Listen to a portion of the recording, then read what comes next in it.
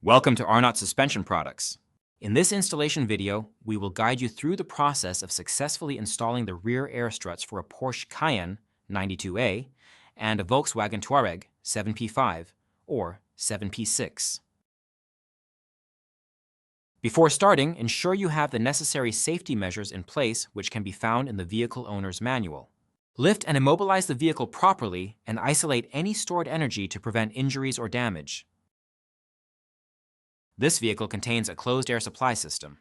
Replacement of components requires proper adherence to procedures set forth within OE servicing literature.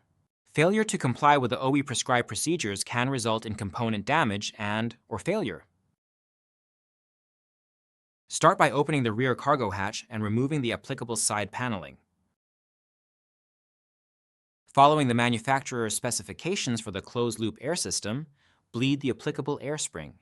Now raise the vehicle and remove the applicable rear wheel. Also remove the airline.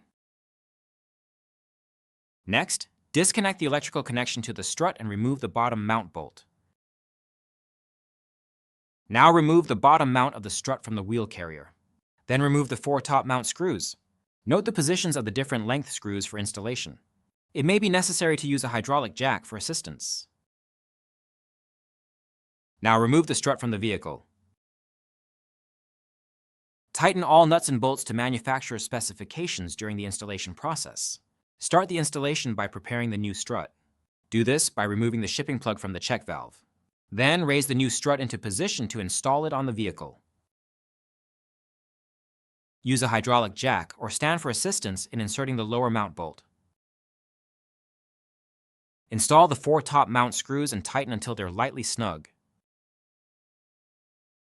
Tighten the lower mount bolt, install the new airline, and connect the electrical connection to the new air strut.